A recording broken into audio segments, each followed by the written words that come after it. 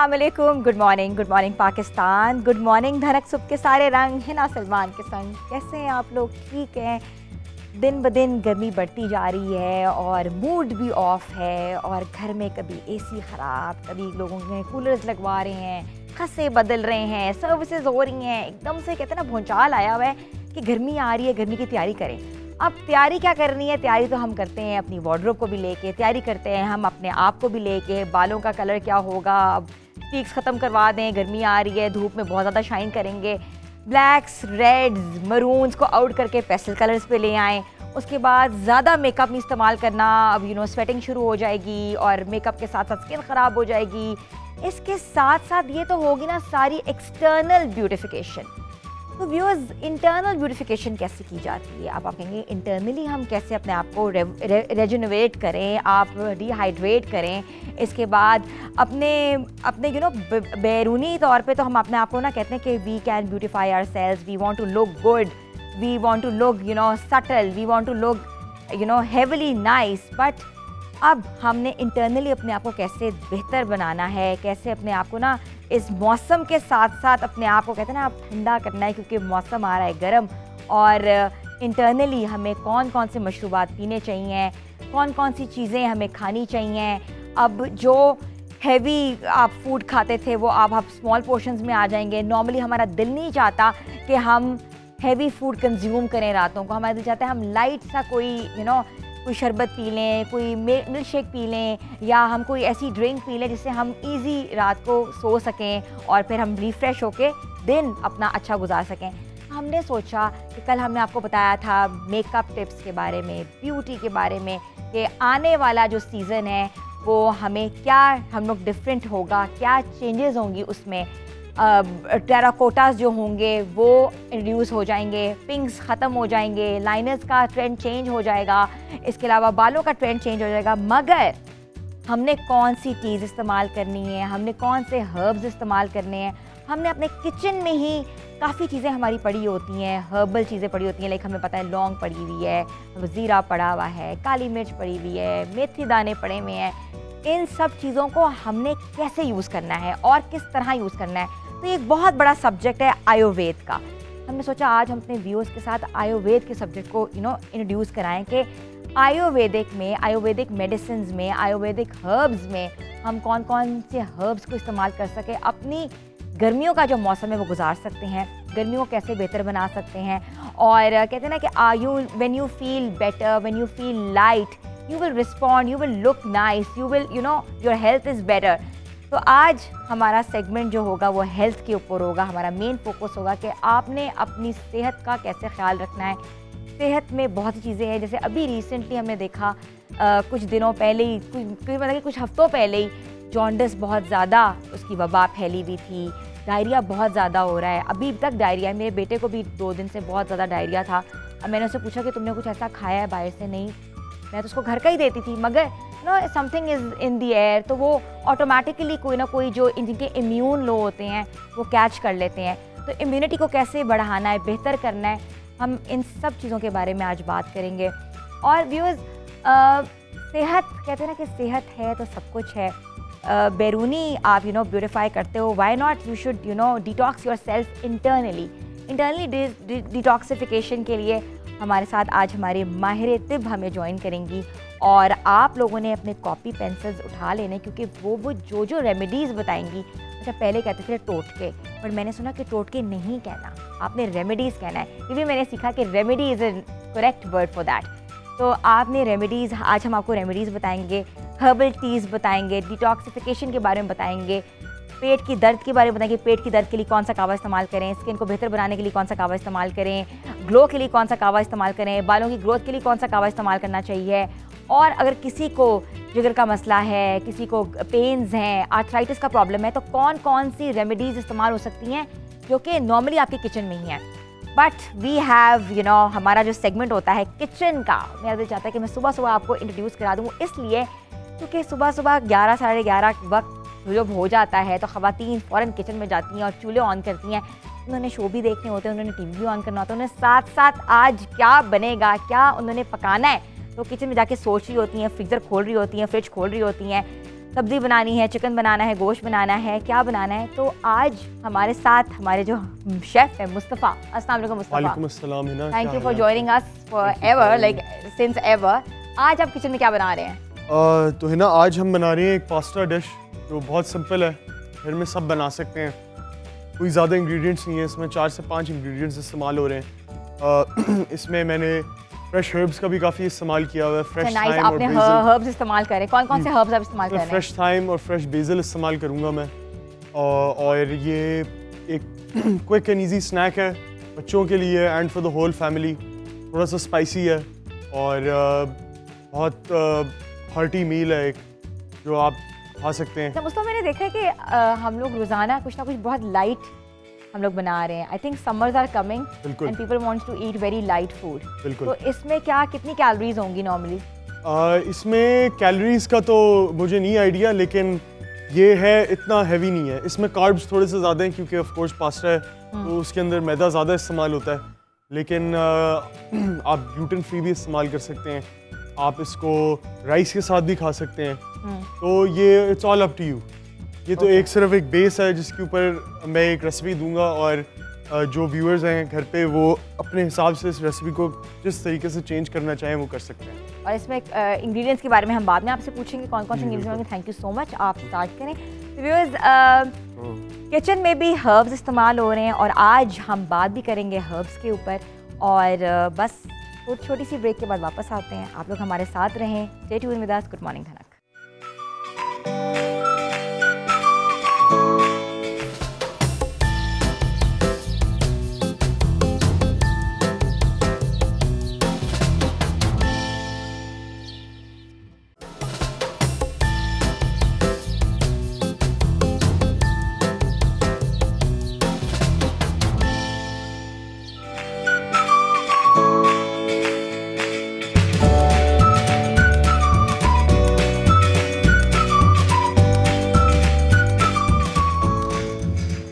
Welcome back viewers. तो हम बात कर रहे थे आज आपने अपनी सेहत का कैसे ख्याल रखना है। आज क्या पके आने वाले सीज़न में और गर्मियाँ शुरू होने वाली हैं और गर्मियों के मुताबिक हम आपको बताएंगे कि हर्बल टीज़ और कौन कौन सी रेमेडीज़ आपने इस्तेमाल करनी है। तो उसके लिए हमारे साथ जिन्होंने हमें ज्वाइन किया है, वन एंड ओनली, वो किसी भी तारुफ की मोहताज नहीं है and she is doing great work into Ayurveda, she is doing great work in alternative medicine. तो I will invite doctor Masooma Zahra.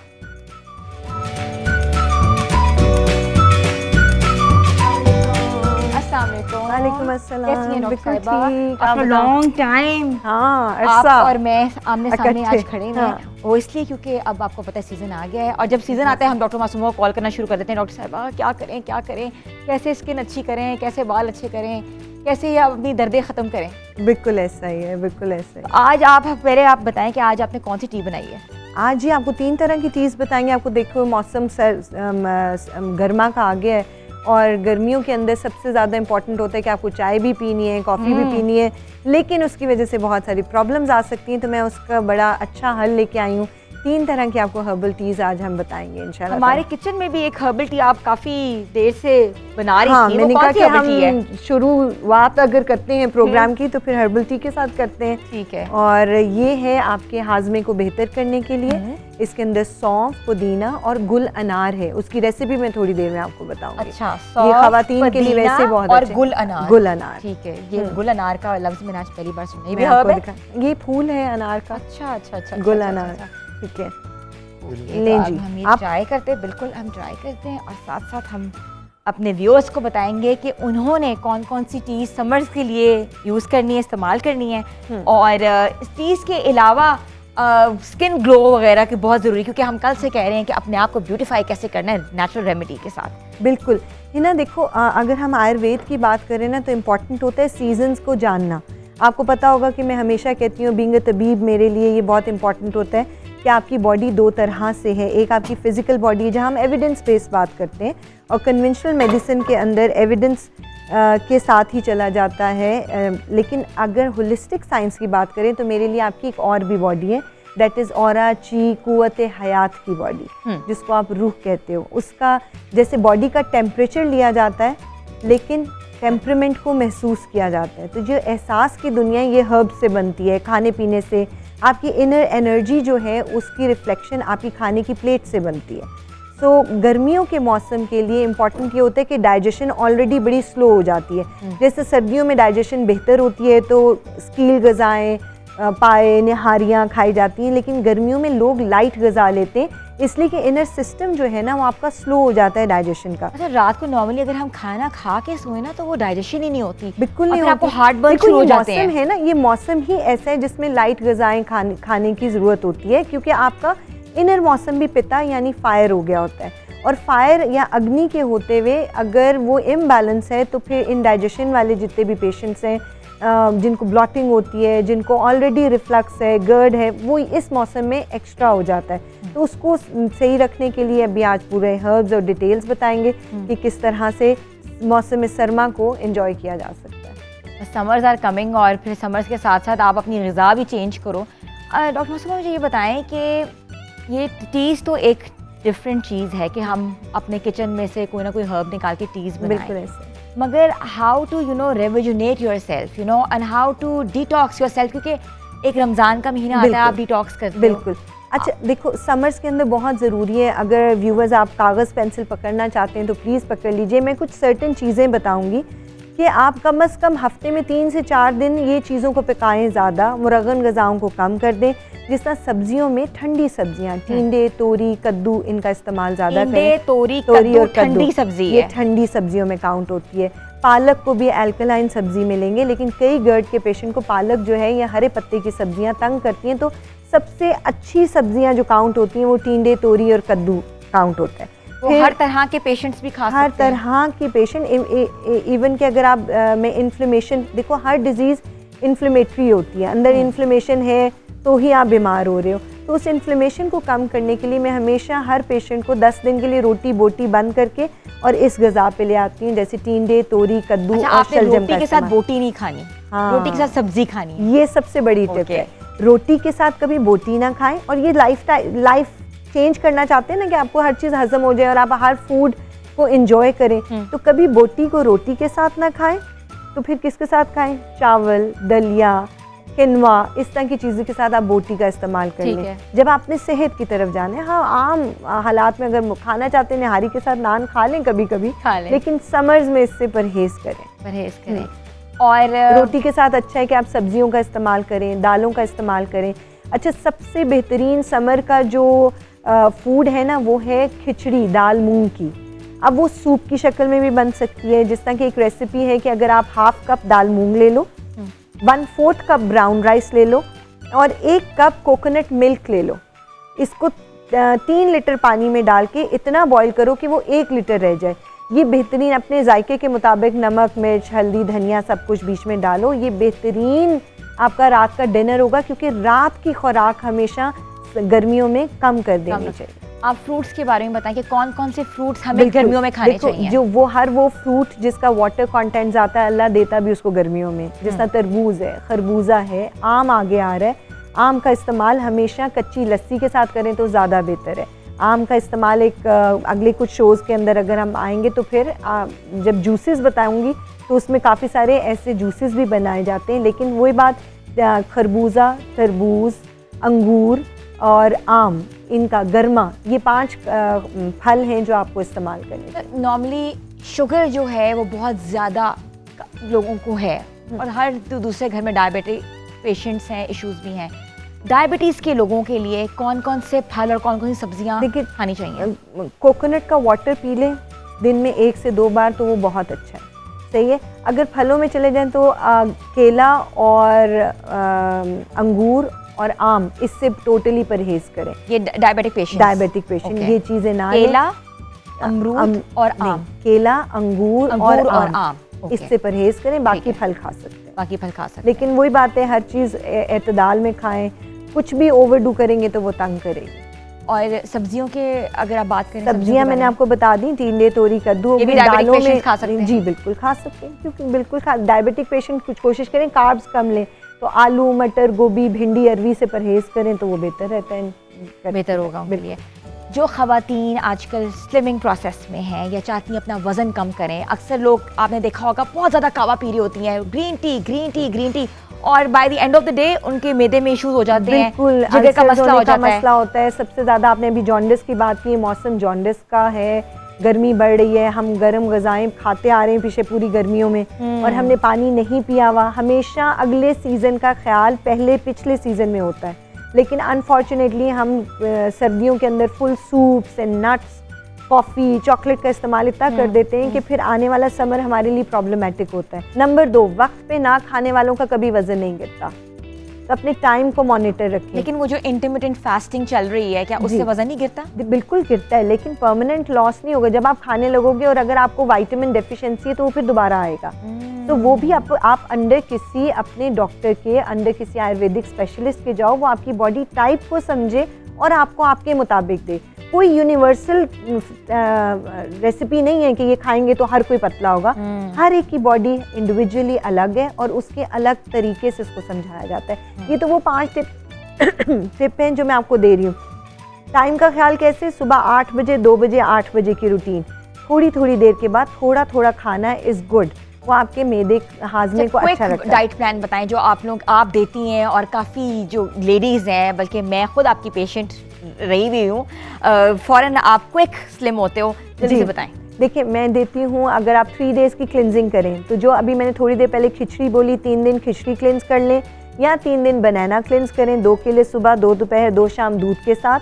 3 दिन के बाद आप लोग सुबह 2 अंडों की सफ़ेदी, 1 कप चाय, 10 बजे के करीब नींबू पानी, लंच टाइम में 1 स्लाइस ब्राउन ब्रेड का, 1 शामी कबाब और खीरा, 4 बजे कहवा जो मैं अपना देती हूँ, आपको पता है कि फिट्टी बहुत ज़बरदस्त है मेरी, वो ले ली जाए। और रात के डिनर में घर पे पके हुए सालन में से 1 सर्विंग स्पून के साथ 1 स्लाइस और 1 सेब और ब्राउन ब्रेड, और 14 से 16 ग्लास पानी इज़ कंपल्सरी। इसके साथ साथ अगर करना चाहें राब्ता, तो जो मैं मेडिसिन देती हूँ वो आपको पता है 7 kg पर मंथ रिडक्शन होती है, वो हर्बल मेडिसिन है। तो व्यूअर्स, हमने डाइट प्लान आपको बताया, क्विक डाइट प्लान। आप अपने पेंसिल पेपर्स अपने साथ रखें और लिखते जाएं, क्योंकि ये ऐसे प्लान्स हैं जो कि नॉर्मली हम सब के घरों में ईजिली रेडीली अवेलेबल हैं। तो छोटी सी लेनी है ब्रेक के बाद हम मज़ीद आपको बताएंगे कि हर्बल टीज़ कौन कौन सी इस्तेमाल करनी है, वो भी आप लिखें। Stay tuned with us. Good morning धनक।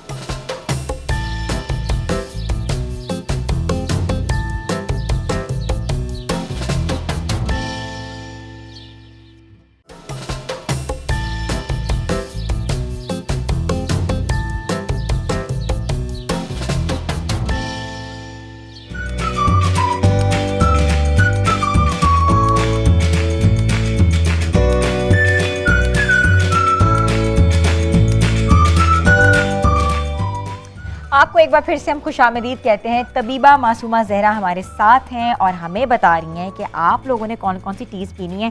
तो व्यूअर्स, आप जल्दी से कॉपी डाउन करना शुरू करें डॉक्टर मासूमा ज़हरा जी। अच्छा, पहला मैं आपको बता रही हूँ यूटीआईज के लिए। आपको पता है क्या, गर्मियाँ सर्दियाँ, यूटीआई एक ऐसा इशू है जो फीमेल को भी बहुत तंग करता है, बच्चों को भी बहुत तंग करता है। तो जिनको रीअकरेंस ऑफ यूरिन इन्फेक्शन है, उसके लिए एक बहुत सादा सी इंग्रेडिएंट के साथ कहवा है, इसको हम बोलते हैं भकरा।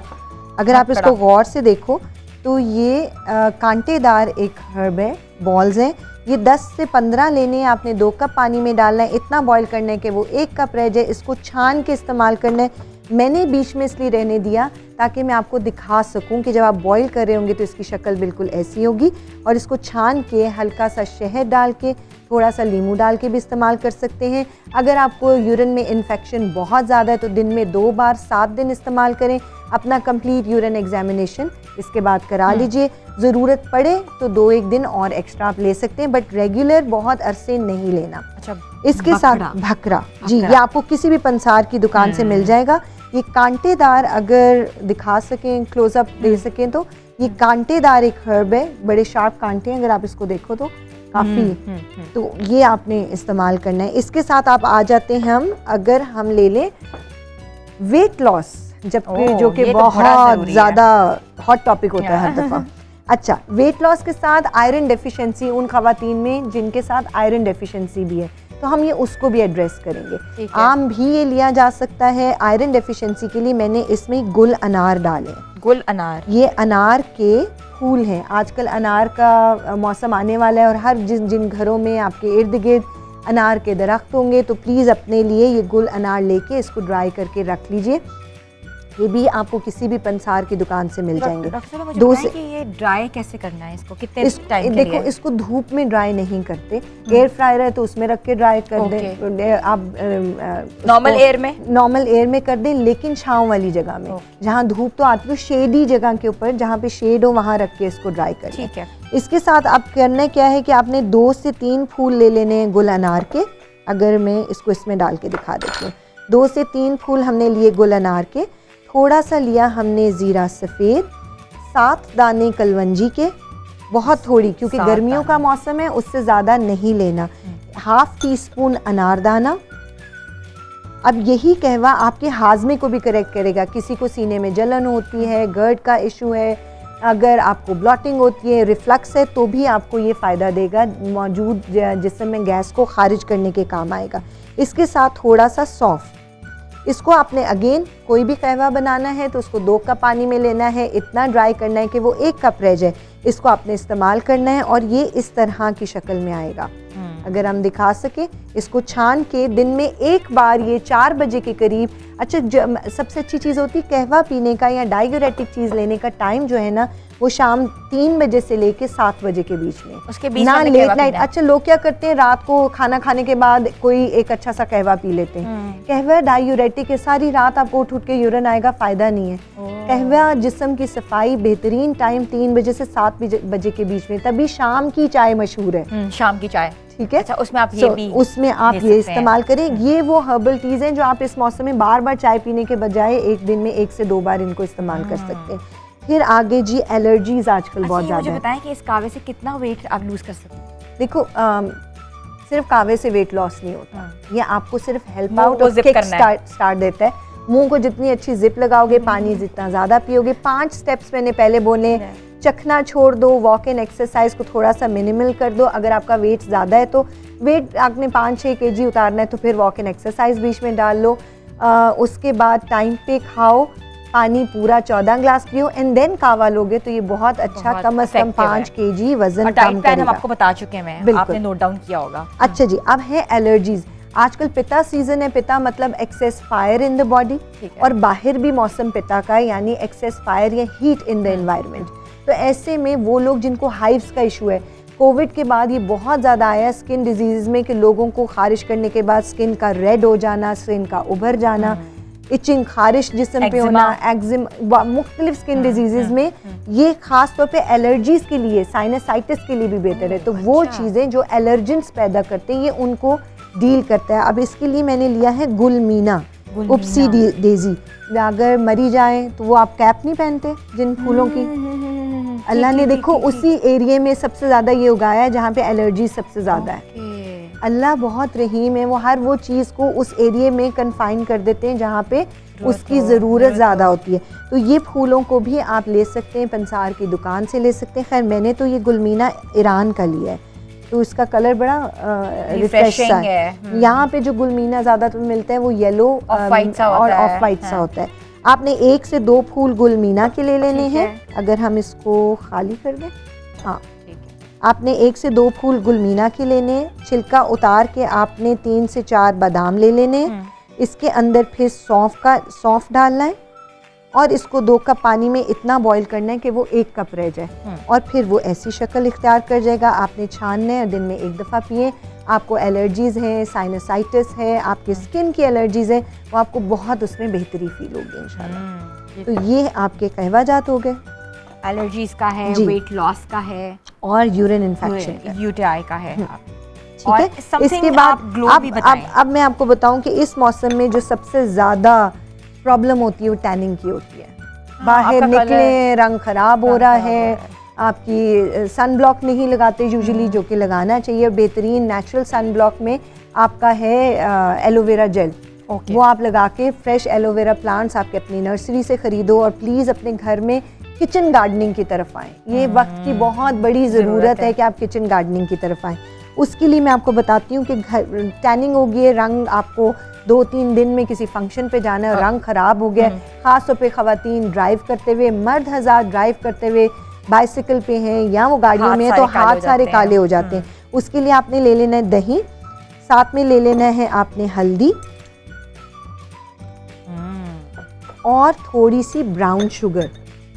ये आपका बेहतरीन स्क्रब बन जाएगा जो कि आपको ठीक करेगा। और अगर मुझे छुरी मिल जाए तो थोड़ा सा इसके अंदर लेमन जूस भी डाल देना है। ठीक है। आपने इसको बनाया, ये स्क्रबी इफेक्ट देगा। अच्छा, इसके साथ अगर आपकी स्किन ड्राई है बहुत ज़्यादा, ये बहुत ज़्यादा पसीना भी आता है दोनों सूरतों में, आपने थोड़ा सा मसूर की दाल का पाउडर डाल देना है तो वो आपको स्क्रबी इफेक्ट ज़रा ज़्यादा देगा। लेकिन मेक श्योर करें मसूर की दाल के साथ आप फेस पे स्क्रबिंग नहीं कर सकते। अभी वो आ रही है, कोई बात तो नहीं, हम ये कर लेते हैं। वरना लेमन के 2-4 कतरे आप बीच में डाल दीजिए। इसके साथ इसमें थोड़ा सा रोज़ वाटर भी डाल दीजिए। ठीक है, ताकि ये आपको ठंडक का इफेक्ट दे दे। लेमन हम थोड़ा सा इसको कर और सही छुरी आई है ना? अच्छा जी, हमने किचन से मंगवाई है छुरी। लीमू रंग काट का काम करता है। तो अब आपका आ गया रोज वाटर, हल्दी, दही, थोड़ी सी ब्राउन शुगर।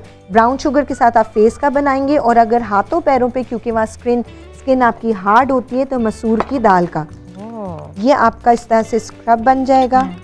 और आप इसको लगाओगे, 10 मिनट लगा रहने दो और फिर इसको आप वॉश आउट कर लोगे तो एकदम आपकी स्किन बेहतर हो जाएगी। अगेन एक चीज़ और बताते चलें, ये तो हो गया हल्दी के साथ, क्योंकि हल्दी वाला मिक्सचर आप रोज़ नहीं कर सकते, वो अपना रंग छोड़ने शुरू हो जाता है। तो ये हफ्ते में एक बार करें। इसके साथ आपने दही ले लेनी है और दही में आपने डालना है कोई भी ड्राई मिल्क। ओके, ठीक है। खासतौर पे वाइटनिंग वाले जो होते हैं वो असल में वाइटनिंग करते हैं स्किन की, तो खाने से बेहतर है लगाई जाए। ये वाइटनिंग के लिए। ठीक है। दही में आपने कोई भी ड्राई मिल्क डाल दिया। थोड़ा सा आपने बेसन ले लिया और अगेन लीमू के चंद कतरे डाले तो ये वाइटनिंग इफेक्ट भी देगा। वो भी वाइटनिंग इफेक्ट ये रोजाना इस्तेमाल किया जा सकता है क्योंकि ये रंग नहीं छोड़ेगा। और ये आपका एक और मास्क बन गया, मास्क तैयार जो कि आपके कलर को बेहतर करेगा। अगर हम इसको यहाँ रखते चलें, ये आपकी 3 चीज़ें हो। अच्छा जी, इसके साथ आपको एक चीज़ मैं बताती चलूँ, यहाँ मुझे अनारदाना नज़र आ रहा है, तो इसका और रोज़ वाटर का मिक्सचर जो है ना, बादाम रोगन के साथ अगर लिया जाए और रोज़ वाटर बादाम। अब आप अगर रात को 10 पत्ते पुदीने ले लोगे, इसमें आप तोड़ते हो, मैं इसमें देते 1/2 टीस्पून अनारदाना, 10 पत्ते पुदीना और 1 टीस्पून के करीब सौंफ। इसको रात को 2 ग्लास गर्म पानी में, आपने पूछा था ना कि सुबह उठते साथ ही ऐसी क्या चीज़ ली जाए जो इस मौसम के अंदर आपके ब्लड के फ्लो को बेहतर रखे, आपकी स्किन को ग्लो दे, आपके हाजमे को अच्छा रखे, आपको कॉन्स्टिपेशन ना होने दे। तो ये उसके लिए। ठीक है। अच्छा, इसको 2 कप पानी को गर्म पानी में भिगो के रखना है, काढ़ना नहीं है। सुबह को इसको छान लीजिए, छान के वो पानी सुबह कंज्यूम करें। अगर आपको कॉन्स्टिपेशन है तो उसमें 1 टीस्पून इसबगोल का छिलका डाल लीजिए। कॉन्स्टिपेशन नहीं है तो सादा पानी ये पीते रहेंगे तो आपको गर्मियों में गर्मी नहीं लगेगी। बिल्कुल, शहद भी डाल सकते हैं। जितना मीठे से दूर रहा जाए वो बेहतर है। अगर आपको नहीं दिल कर रहा है तो उसमें शहद आप डाल सकते हैं। अच्छा, एक चीज़ जाते जाते व्यूवर्स, आजकल पेट बहुत ख़राब हो रहे हैं बच्चों के, बिल्कुल, और वो मैं आपको एक अच्छा कर देती हूँ कि जब आप आजकल लीमू पानी भी बहुत पिया जा रहा है। बिल्कुल।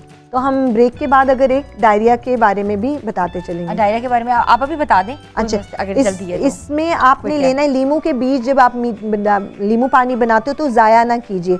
4 लीमू के बीज, किसी को बहुत तेज़ डायरिया है तो 4 लीमू के बीज आपने निगलने हैं, चबाने नहीं है। आधे घंटे के बाद फिर 4 लीमू के बीज और फिर आधे घंटे के बाद 4 लीमू के बीज।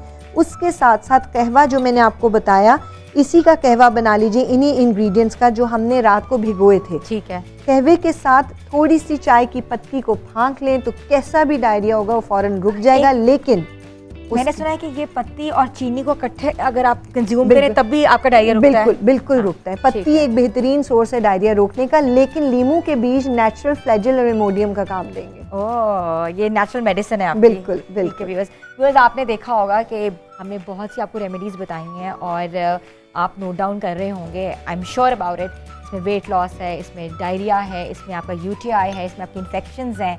और डॉक्टर मासूमा हमारी तबीबा जो है वो हमारे साथ आगे भी रहेंगी प्रोग्राम्स में। मगर आप लोग इन्जॉय करें और रेसिपीज़ और रेमेडीज़ देखें। तो हम लेते हैं छोटी सी ब्रेक के बाद वापस आएंगे। Stay tuned with us. Good morning.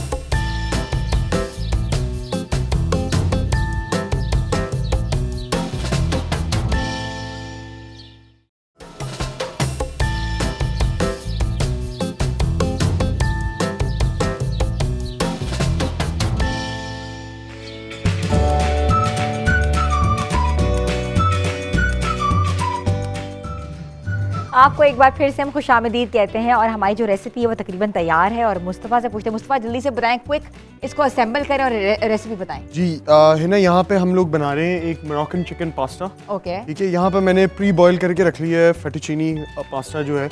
यहाँ पे सिंपल ग्रिल्ड चिकन है, मैंने पिछली दफ़ा भी शो में ग्रिल्ड चिकन का किया हुआ है, रेसिपी व्यूअर्स को पता ही है। इसके अंदर मैंने सिर्फ नमक, काली मिर्च, थोड़ा सा ऑयल, लेमन जूस और इसको मैंने पैन पे ग्रिल कर लिया है। और आप जो सॉस बना रहे हैं उसके बारे में बताएं। सॉस जो है इसके अंदर मैंने कटी हुई प्याज, बहुत छोटी कटी हुई प्याज और चॉप्ड लहसुन, और मैंने फ्रेश रेड चिलीज़ लेके उनका पेस्ट बना के थोड़े से पानी के साथ वो इसके अंदर मैंने पहले सॉटे किए हैं, फ्राई किए हैं। फिर उसके बाद मैंने इसके अंदर कुकिंग क्रीम डाल दी है और उसके साथ थोड़ा सा मैंने स्टॉक डाल दिया। तो स्टॉक जो है वो आप चिकन क्यूब लेके पानी के अंदर घोल के इसके अंदर डाल दें और इसको अगर आपके पकने पास दें। घर में पड़ा हुआ है स्टॉक तो आप वो भी use जी बिल्कुल आप बिल्कुल। इसको असेंबल करें।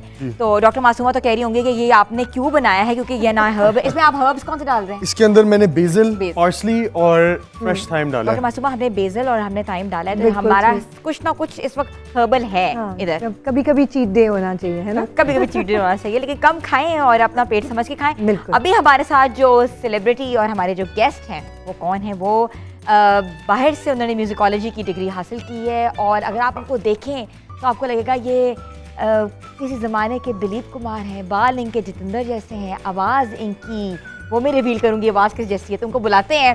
इनवाइट करती हूँ खालिद बेग साहब को।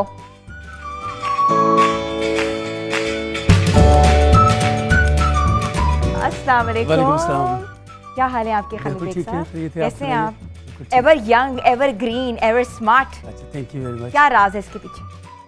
ये राज आज बता दें। राज तो ये है कि ये नज़रों का होता है। आपका जिस तरह दिल फरेब और दिल नशी चेहरा है वो आपकी नज़र है। आप देखते हैं तो आपको एक दूसरा शख्स अच्छा लगता है, तो खुद इंसान के अंदर एक चेहरा जो है वो छुपा हुआ अच्छा होता नहीं लगता ये? तो आप लगता है बने बनाए हमारे ओल्ड हीरो। है। चलिए कह सकते हैं आप। ओल्ड हीरो नहीं, young hero, ever young hero.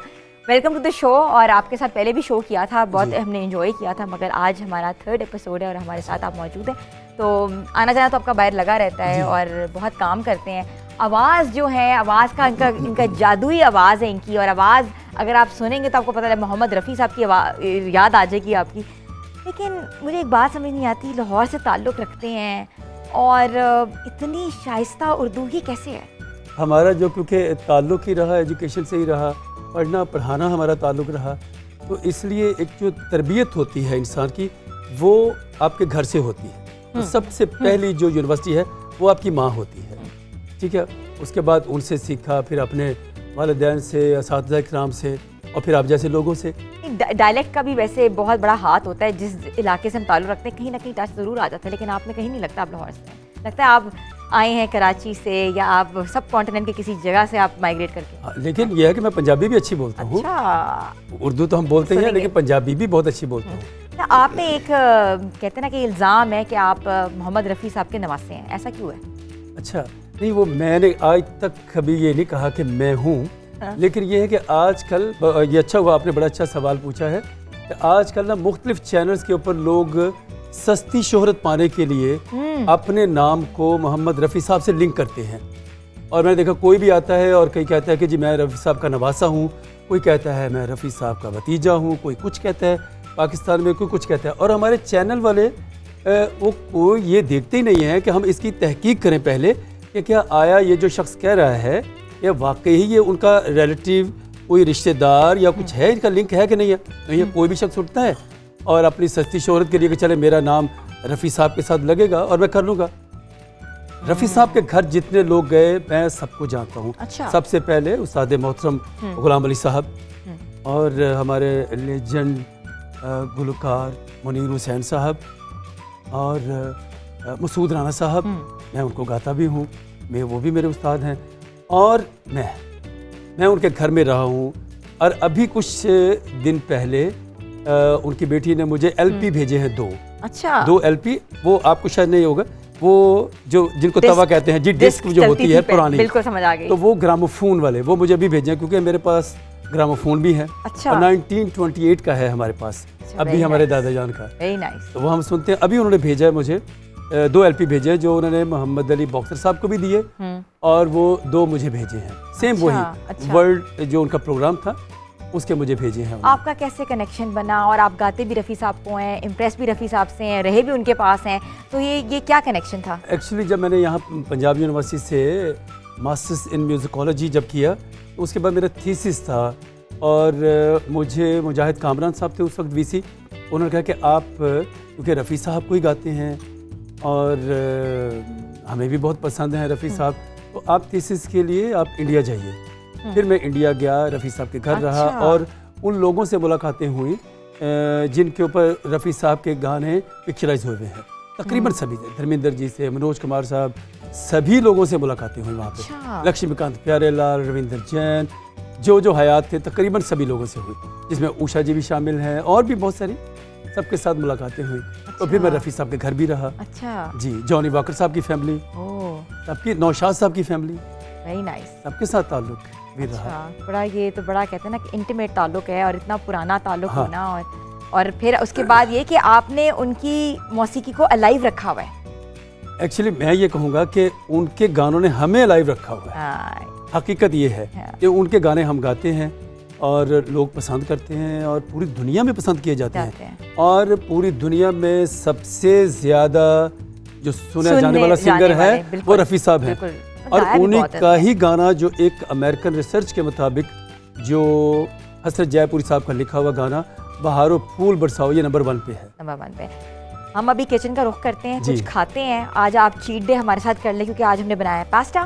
तो आप मुस्तफ़ा आप बताएं कि इसको पास्ता को खाने का तरीका क्या होता है और सर्व कैसे करते हैं? क्योंकि पास्ता से सारा आपका मुंह भी ख़राब होता है, कपड़े भी ख़राब होते बिल्कुल, इसके लिए आपको एक कांटे की ज़रूरत होती है और एक चिमटा जो है वो सर्व करने के लिए ज़रूरत हैं। टोंग होती है। चाहिए इसके जी, लिए। बिल्कुल। ठीक है, तो प्लेट्स ले आते हैं और फिर बिल्कुल आप सर्व करें। आज डॉक्टर मासूमा भी चीट करेंगी। आप पास्ता ही इधर ले आएँ, मेरे ख्याल से हम इधर ही सर्व कराते हैं। और आज आप भी चीट डे आप सेलिब्रेट करेंगी, आप भी चीट करेंगे। अभी आप कह रहे थे कि मैं कम खाता हूँ और बहुत देसी खाता हूँ, मगर आज हमने देसी नहीं बनाया, हमने थोड़ा सा कहते हैं कि हमने मॉडर्न टच दिया। चलिए आज टेस्ट करते हैं। टेस्ट करें आप। क्योंकि डॉक्टर साहब खुशबू तो बहुत अच्छी आ रही है। साथ साथ डॉक्टर साहिबा हर्ब्स बताती जाएंगी, इजाज़त से हर्ब्स बताएंगी, वो हम जी। बाद में खा लेंगे। जी। आपकी कम मुस्तफ़ा आप इधर से आके इधर सर्व करें, ठीक है? और आप इधर सर्व करें और हम बताते हैं कि ये अच्छा, सबसे अच्छा जो लगता है ना मुस्तफ़ा, आप बना भी रहे हो और इतनी प्यारी बातें भी करते हो। सबसे मज़े का ना वो मुझे मुस्तफ़ा को देख के अपना बेटा ज़हन में आ रहा है कि हम अब ट्रेंड चेंज होता जा रहा है और होना भी चाहिए कि बच्चे भी, लड़के भी बहुत ज़बरदस्त किस्म की चीज़ें बनाते हैं। शेफ़ तो हमेशा से अच्छे दुनिया होते थे, में लेकिन जितने अब भी घरों शेफ से में ज़्यादा मेल है होटल्स के बिजनेस में। लेकिन अब घरों में भी ना बच्चों का थोड़ा सा ट्रेंड रुझान चेंज आ हो रहा गया है, है। That is very nice. और हमेशा से कहते हैं ना कि औरत का जेवर है किचन, अब मर्द का भी हुस्न है किचन। मुस्तफ़ा इस तरफ आ जाओ, इस तरफ आओ, ताकि कैमरा भी देख सके कि आपने क्या बनाया है, कैसे बनाया है। Thank you. और ये लें। अच्छा, मैंने हमें अभी taste खाया करना है है। ब्रेक में, तो इसलिए मैं नहीं खाऊंगी, बल्कि मैं चाहती हूँ कि मेरे गेस्ट हैं वो आराम से खाएं और अच्छा खाएं और खुल के खाएं आज, यानी कि क्योंकि इसके बाद हम ये जो तजर्बा है ये हम पर कर रहे हैं। अच्छा मैं भी आप ये ना समझे कि मैं नहीं खा रही। बहुत मज़े का Thank you. ज़बरदस्त। मेरे ख्याल से व्यूवर्स आपको ये रेसिपी ज़रूर ट्राई करनी चाहिए एंड इट्स वेरी नाइस। बहुत अच्छा, पसंद आया? Delicious. Mustafa amazing job thank है। यू सो मच है ना। हाँ। एंड इसकी रेसिपी जो है वो मैं व्यूअर्स के लिए स्क्रीन पे चलाने के लिए लिख के बिल्कुल दे वो दूंगा। रिपीट में भी चल जाएगा। और कोई ऐसी बात जो आप बताना चाह रहे हो कि जिस चीज़ का ख्याल रखें पास्ता बनाते वक्त, तो क्या होगा? देखें, पास्ता बनाते हुए एक चीज़ का बहुत ज़्यादा ख्याल रखना पड़ता है कि आप पास्ता जो है ओवर कुक ना करें। ठीक है, वो सारा उबालते कुक हो हुए। जाता है। हाँ। जी, वो सारा चिपक जाता है चिपक और जाता टूट जाता है। जो इटालियंस हैं वो तो पास्ता खाते हैं थोड़ा सा कच्चा, एल डेंटे उसको कहते हैं। ठीक है, क्या मतलब कहते हैं? एल डेंटे Al मतलब dente। जो दांत को लगने वाला हो जो थोड़ा सा रॉ होता है। जी। ओके, ठीक है। तो हम लोग को आदत नहीं है उस चीज़ की, तो इसलिए थोड़ा सा ज़्यादा पका देता हूँ मैं यहाँ पे, ताकि हम लोग एंजॉय कर हम सकें। एशियन से हर चीज़ हम भुनी भी खाते हैं। हमारा दिल चाहता है हमारा स्टेक भी हो भुना हुआ, हमारे खाने भी भुने हुए हो और हमारा पास्ता भी भुना हुआ। हमारे ऐसा ही एक डेलीगेशन आया खालसा चाइनीज, ऐसे ही बिल्कुल। मेरे एक्यूपंक्चर से रिलेटेड ना डॉक्टर्स कुछ आए और वो मेरे साथ रहे कुछ अर्सा। हमने पूरा हफ्ता एंजॉय किया। पाकिस्तान का उनको था।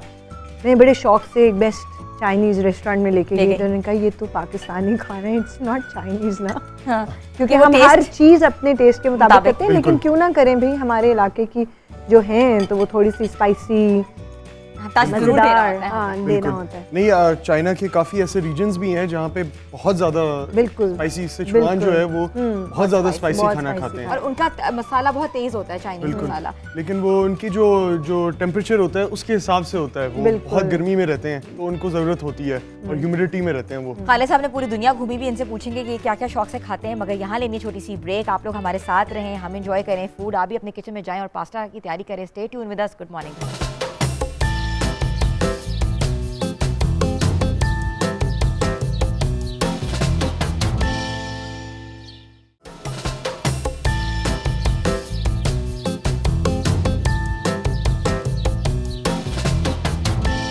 तू ही वो हंसी है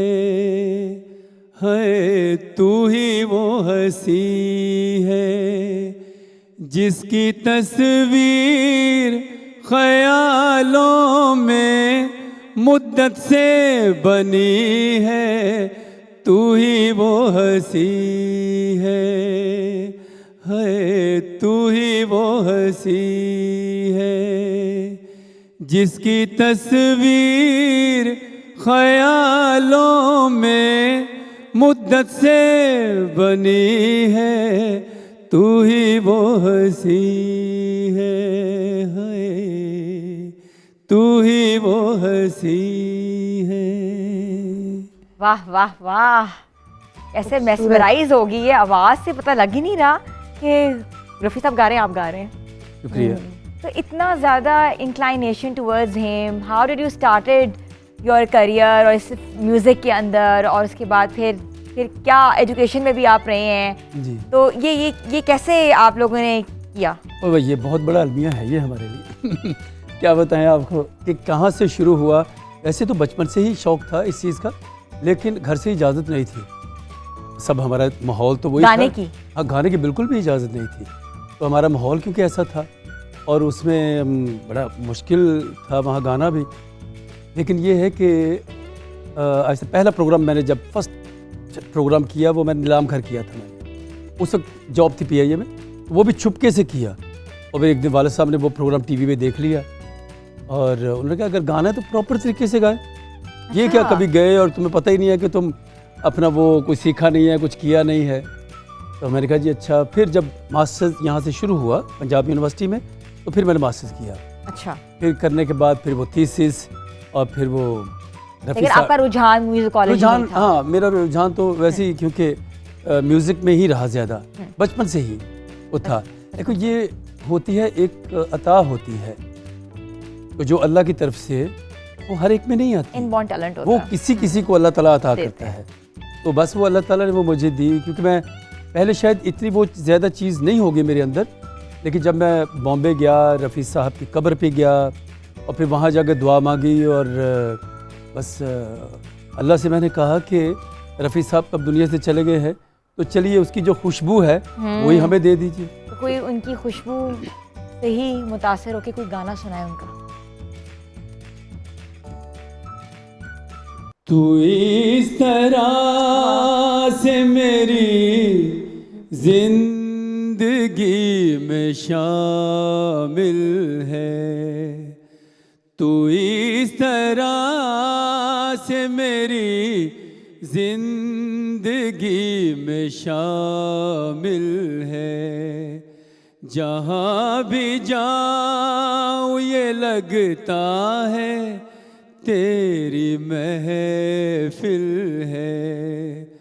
तू इस तरह से मेरी जिंदगी में शामिल है। वाह वाह वाह वाह। बाकी बहुत लगता है खूबसूरत। धोखा, लगता है कि बड़ी कौन अभी गा उधर रहा है, देखो और ना तो लगता है धोखा तो धोखा हो रहा है, कोई तो आ मैंने गया है। कि कोई फैमिली में पीछे ही से से चल ही रहा कोई है जो हाँ। कि एक दफ़ा बड़ा अच्छा लगा, मैं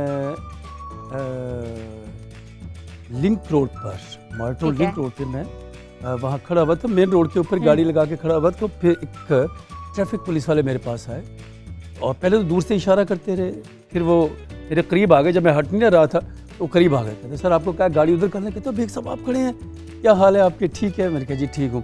कहते जी मेरी वाइफ आपकी बहुत बड़ी फ़ैन है, अच्छा। तो मैं आपकी बात करवाता हूँ। उन्होंने बात करवाई तो वो हमारी बहन जो है वो कहने लगी कि मुझे ये बताइए कि गाने तो रफ़ी साहब के होते हैं, आप लिपसिंग क्यों करते हैं प्रोग्राम में? मैंने कहा आपको क्या जरूरत है? तो मैंने कहा जी बात ये है कि वो अगर इस तरह होता तो किसी और को भी ले सकते थे वो। तो अल्हम्दुलिल्लाह ये मेरी ही आवाज़ है और मैं ही होता हूँ।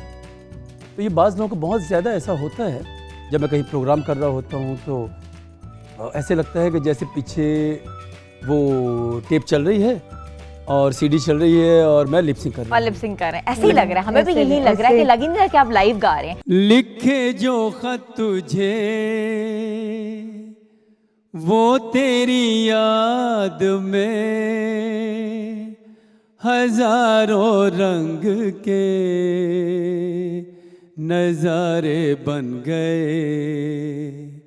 सवेरा जब हुआ तो फूल बन गए, जो रात आई तो सितारे बन गए। लिखे जो खत तुझे।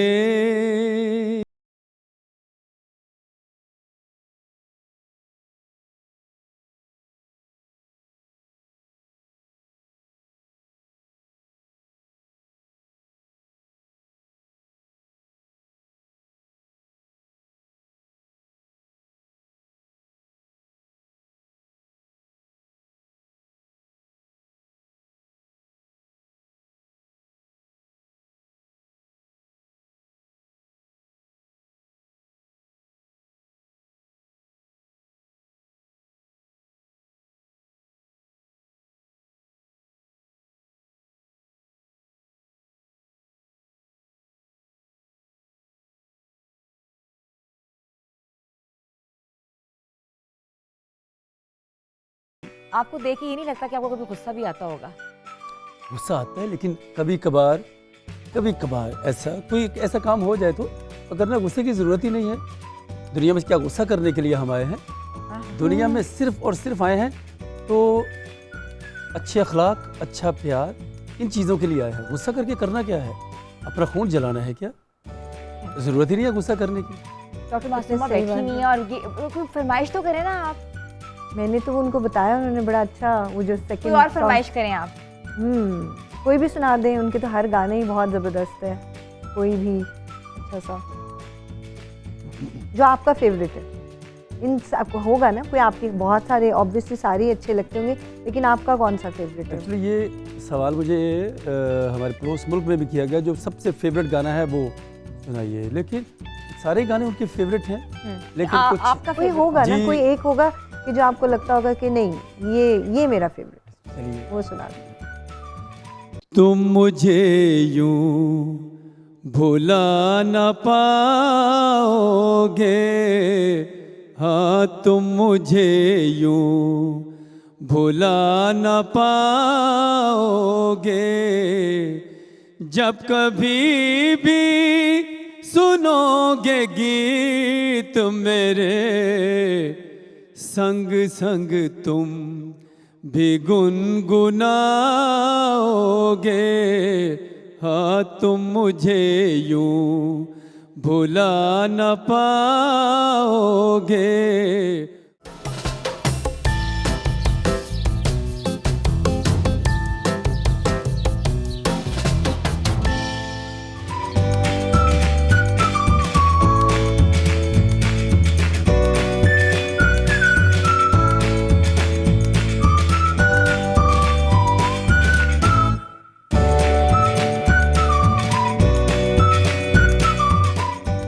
आपको एक बार फिर से हम खुशामदीद कहते हैं और हमारे साथ खालिद बेग साहब और तबीबा मासूमा ज़हरा मौजूद हैं। हमने बहुत सी डिस्कशंस भी की हैं, गाने भी सुने, मगर अब जो हमारे साथ मेहमान हमारी आ रही हैं, अगर आप बात करें विमेन एंटरप्रेन्योर की, अगर आप बात करें ऐसी ख़वातीन जिन्होंने दिन दुगनी रात चुगनी घर में बैठ के तरक्की की है और अपना नाम रोशन कर रही हैं और किया है, तो हम आपको उनसे मिलवाना चाहते हैं।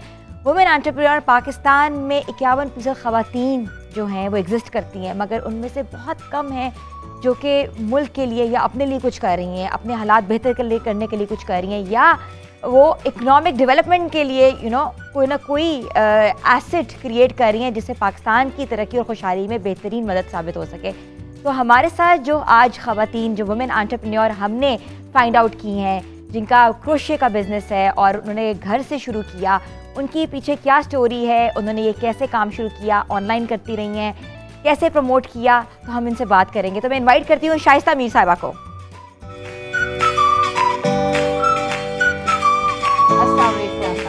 कैसी है शाइस्ता साहिबा? प्लीज़ बैठे आप। और आपको ढूंढने में हमें बहुत टाइम लगा, मगर हमने ढूंढ ही निकाला आपको। तो मैं ये पूछना चाह रही हूँ कि बल्कि खालिद बेग साहब हैं, तबीबा मासूमा ज़हरा हैं, हमने इनको स्पेशली आज बुलाया क्योंकि इन्होंने क्रोशे का काम शुरू किया और इनका काम माशाल्लाह डिफरेंट एग्जीबिशंस कह रही हैं। ये काम आपने कैसे शुरू किया और कब शुरू किया? ये मुझे तकरीबन 20 साल हो गए ये काम शुरू किए। मैंने अम्मी को देखती थी, वो करती थी क्रोशिया, शौक बहुत था कि मैं भी करूं, लेकिन आता नहीं था। बड़ी कोशिश की, बहुत कोशिश की, फिर आखिरकार मैंने सीख लिया क्रोशिया, दुपट्टे पे करना सीखा। फिर मैंने उसे एक बल्ब, घर में अक्सर बल्ब ख़राब हो जाते हैं, उसके ऊपर मैंने क्रोशिया किया। जब उस पर क्रोशिया किया तो बड़ा खूबसूरत लगा मुझे। अच्छा। तो मेरे मियाँ साहब ने कहा कि आप इस पे कर सकती हैं तो बर्तन पे भी कर सकती, क्ले पॉट जो मिट्टी के बर्तन जी, उन पे भी करें।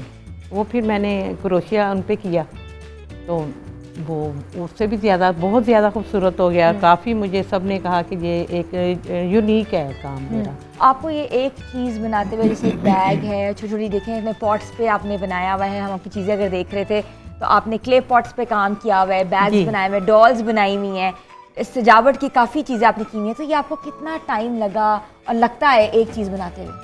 मुझे एक चीज़ बनाने में छोटी से छोटी, अब तो खैर चल गया हाथ मेरा, लेकिन आज क्या 5-5 दिन भी लगते हैं, महीने भी लग जाते हैं। मैंने 5 फीट उसके पोर्ट पे भी क्रोशिया किया हुआ है, 5 फीट क्रोशिया किया है। काफ़ी मुझे सीखने में टाइम लगा। मैंने आगे अपनी, माशाल्लाह मेरी शागिर्द हैं बहुत ज़्यादा। मैंने अपने तक हुनर नहीं रखा। हाँ जी, मैं सिखा रही हूँ और वहाँ पर भी मैं जा रही हूँ जहाँ पर मेरी ये अपनी हमारा दस्तकारी स्कूल नहीं है, वहाँ पर मैं बच्चियों को सिखा रही हूँ।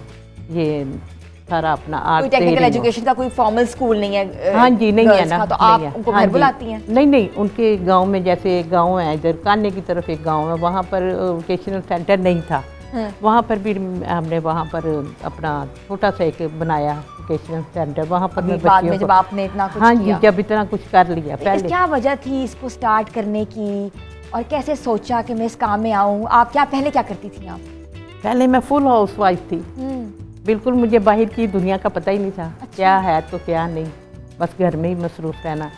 लेकिन फिर मियाँ साहब ने कहा कि घर में रह के तो कुछ भी नहीं होना, तो आप बाहर निकलें। ये मुझे फिर लेकर जाते थे, बड़े इन्होंने इंकरेज किया मुझे, बहुत ज़्यादा इन्होंने ही हौसला दिया कि नहीं आपके पास इतना हुनर है, इसको घर पे ना रखो। हम 7 बहनें हैं, उनमें से मैं ही बाहर निकली हूँ, मैंने ही ऐसे ये अपना काम स्टार्ट किया। मैंने तो आपको देख के कहती हूँ हाँ जी, बहुत प्राउड फील करती हैं, बहुत ज़्यादा। अच्छा। हाँ जी। तो अपनी बहनों के अंदर आप हैं, उन्होंने क्रोशिया सीखा या वो आपके हाँ साथ? जी, मैंने अपनी बेटियों को सिखाया, बहुओं को सिखाया है। अच्छा। हाँ जी, माशाल्लाह बहनों को सिखाया है। फिर मैंने आगे कपड़ों पे बहुत ज़्यादा क्रोशिया किया है, क्योंकि मैंने आपको बताया मैं छोटा छोटा दस्तकारी स्कूल बना लेती हूँ कहीं ना कहीं, जहाँ पर नई रसाई बच्चियाँ जो नहीं सीख सकती, जो देहात में हैं, उनके पास जाकर उनको सिखाती हूँ, बताती भी हूँ। अपनी एक टीम है, वो टीम के साथ चलते हैं। मैं ये कहूँगी कि ये इनका बहुत बड़ा एफर्ट है। मैं जानती हूँ WCCI की मैं भी मेंबर हूँ, और वुमेन चैम्बर ऑफ कॉमर्स जितना अच्छा काम कर रहा है ख़वातीन के लिए, और प्लेटफॉर्म कितना अच्छा दे रहा है कि वहाँ ऐसे ऐसे एंटरप्रेन्योर्स आपको ख़वातीन नज़र आती हैं, और वो फिर आगे बढ़ते हुए। और ये जो फाउंडर्स, जो इनिशियल फाउंडर्स थे, ये हैं डॉक्टर शैला, हम सब, शाजिया बुखारी हो गई, ये लोग सब लोग बताएं कि जो ख़वातीन घर बैठी हुई हैं या उनके पास कोई हुनर है, वो अपने हुनर को कैसे प्रमोट कर सकती हैं? हाँ बिल्कुल, देखो इसके लिए मुख्तलिफ प्लेटफॉर्म है। हमारा वुमेन चैम्बर ऑफ कॉमर्स का एक प्लेटफॉर्म है, और एक आप जानती होंगे इमर्जिंग लेडीज़ का हमारा प्लेटफॉर्म है। मैं उसकी वाइस प्रेसिडेंट भी हूँ। तो हमारा काम क्या होता है कि हम, लेट्स सपोज अगर मुझे आयुर्वेद आता है और मैं आयुर्वेदिक ट्रीटमेंट्स देती हूँ, और मसूस हमें चाहिए होती हैं, मसाज की ख़वातीन, मैनी पेडी सीखने के लिए, तो हम सब मिलके जो एक जगह पे कहीं स्टेबल हो गए हैं अल्लाह के फजल से, तो हम कोशिश करते हैं ख़ास तौर पे इमर्जिंग लेडीज़ में कि हम अपनी चीज़ों को आगे ट्रांसफ़र करें और कनेक्ट करें। बिल्कुल। जैसे किसी बच्ची की कुकिंग अच्छी है या किसी खातून की कुकिंग अच्छी है तो हम उनको कनेक्ट कर देते हैं उन लोगों से, उन ख़वातीन से जो कैटरिंग का काम कर रही हैं। अगेन जिस तरह मैं बता रही हूँ कि मेरे पास इस तरह हम फ्री ऑफ कॉस्ट सिखाते हैं उन लोगों को कि जो कोई हुनर सीखना चाहती है। बिल्कुल। अब बच्चियाँ, अब आप देखो नेपाल से, थाईलैंड से ख़वातीन यहाँ पे आती हैं और करती हैं अपना काम और सब कुछ करती हैं क्योंकि उन्होंने हुनर एक प्रॉपर सर्टिफिकेट्स के साथ सीखा हुआ है। अगर मैं अपने हवाले से बात करूँ तो मैं वहाँ पे अपने क्लिनिक के ऊपर सर्टिफिकेशंस देते हैं।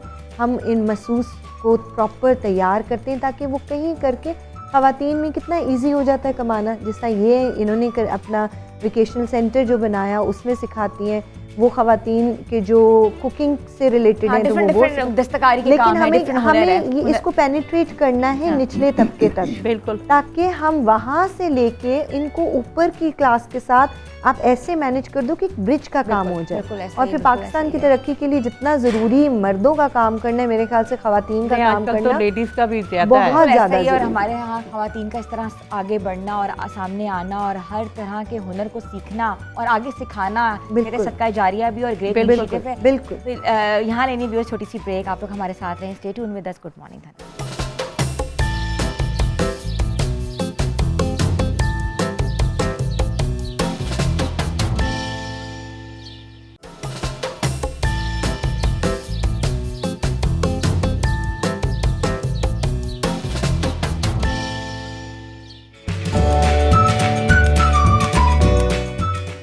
Welcome back viewers. Shaista ji के सारा काम जो है हमारे सामने है। हमसे पूछते हैं कि आपने कौन कौन सा टांका इस्तेमाल किया और कितने का एक पीस बन जाता है। जी शाइस्ता, पहले हमें दिखाएं धागा कौन सा इस्तेमाल किया आपने। ये देखिए, ये धागा है रेशमी इसको क्या धागा है। कहते हैं? ये इसको कहते हैं रेशमी धागा है। 6 तारीख 6 तारीख धागा है। हाँ जी, रेशमी रेशमी धागा। ठीक है। ये इसमें डिफरेंट कलर है अच्छा ठीक है, और ऐसे ही मैं लाती हूँ बल्क क्वांटिटी में शाल में। ठीक है। ये धागा कितने का आता है? धागे की मुख्तलिफ शॉप से मुख्तलिफ प्राइस है इनके। ये अब मेरा ख्याल 3000 का किलो है। 3000 का किलो। तो किलो। किलो में कितने धागे आ जाते हैं? 8-10 तो आ जाते होंगे। नहीं, 8-10 नहीं आते। ये तकरीबन 4 कलर आते हैं बस। अच्छा 4 कलर आते हैं। हाँ जी, 4 ठीक कलर है, आते हैं। ठीक और है। उसमें फिर तकरीबन मेरी कोई 5-6 ऐसे वाजिस तैयार हो जाते हैं। 5-6 वॉजेस 3000 के धागे में तैयार हो जाते हाँ हैं। जी। और दिन कितने लगते हैं? दिन तो उसको 1 माह लग जाएगा। तो अगर आपने बल्क बनाना, हम उस टेबल पे भी चलते हैं, अगर आपने बल्क बनाना हो तो बल्क क्वांटिटी का आपके पास ऑर्डर आए या बल्क बना तो उसको फिर कितना टाइम आप लेती हैं? जैसे उसके ये बैग बनाने में हाँ आपने जी। अगर ये इसके भी order मेरे हो, मलेशिया गए हैं ये वाले बैग बन के। तकरीबन 12 बैग बने थे। 12 बैग बने हाँ थे। जी। लेकिन ये है ना, मैंने साथ अपनी बेटियों को भी अब लगा क्रोशिया दिया। स्टार्ट किया हुआ है। नहीं, शुरू से मैंने उनको भी ट्रेन किया हुआ। मेरी 3 बहू हैं, वो भी माशाल्लाह ट्रेंड है। ठीक, इसकी क्या प्राइस होगी? ये 300। 300 की है। और ये शादी के लिए पाउच, ठीक है, बीड बीड डालने के हाँ जी, लिए, ये पाउच डालने है। के लिए पाउचेस हैं। ये एक अच्छा हुनर है और इसको मेरा आप बिल्कुल सिखा रही different है, हैं, तो हाँ ये जी। बहुत अच्छी मैं बात है। सिखा भी रही हूँ। खालिद साहब आप भी आ जाए, आप भी देखें। कहते हैं कि skill has a lot of values और एक जो स्किल वर्कर होता है वो दुनिया में कहीं भी जाएगा, वो कभी मार नहीं खाता क्योंकि ऐसा बहुत हुनर खूबसूरत। उनके पास होता है।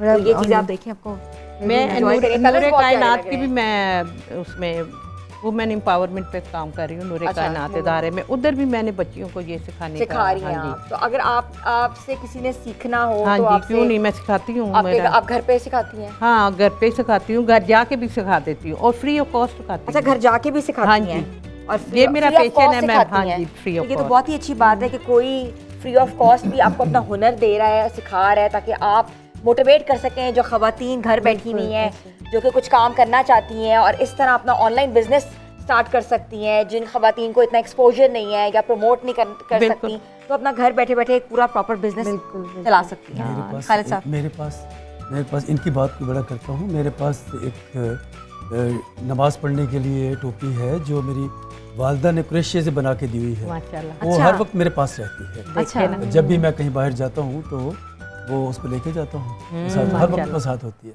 तो क्रोशिया का वो बहुत अच्छा काम करती थी। बिल्कुल, ये क्रोशिया जो है ना, माओ ने सिखाया हुआ है। अब मैं आगे दे रही हूँ, सिखा रही हूँ कि चलो ये ख़त्म ना हो जाए। देखिए मुख्तलिफ स्किल्स हैं हमारे हाँ जी। पाकिस्तान में कि जो कि आप जैसे लोग जिनको ज़िंदा रख रहे हैं। वरना एक याद है आपको, भावल नगर साइड पे एक झिम्मी का काम होता था, फॉइल पेपर का हाँ काम। जी। अब वो नापैद होने हाँ, शुरू हो गए नापैद हो सिर्फ इसी वजह से कि अब वो झिम्मी बनाने वाली ख़वातीन है ही नहीं। और वो होता क्या था, सिगरेट्स के अंदर से वो जो आपकी पन्नी पैकिंग्स निकलती निकलती है, है, हाँ, पन्नी उसका निकलती है, बनता उससे था। बनता उसकी बनती था। थी। लेकिन अब वो खवातीन नहीं मिलती, तो ये तो आपका तो बहुत ये बड़ा हुनर है, ये कहते हैं कभी भी नहीं, इट्स नेवर डाई, और आपने जिंदा रखा हुआ है, बिल्कुल। इसको डाई नहीं होने दिया। It's a great initiative Shaista Mir साहब, thank you so much. Thank you ji. Khalid साहब थैंक यू सो मच, आपकी आवाज़ ने हमें वाकई मेस्मराइज कर दिया, थैंक यू सो हाँ, मच। बहुत प्यारी माशाअल्लाह इनकी आवाज़ है। थैंक यू सो मच आपके आने का, हमें बताने का, हमें बहुत कुछ सिखाने का।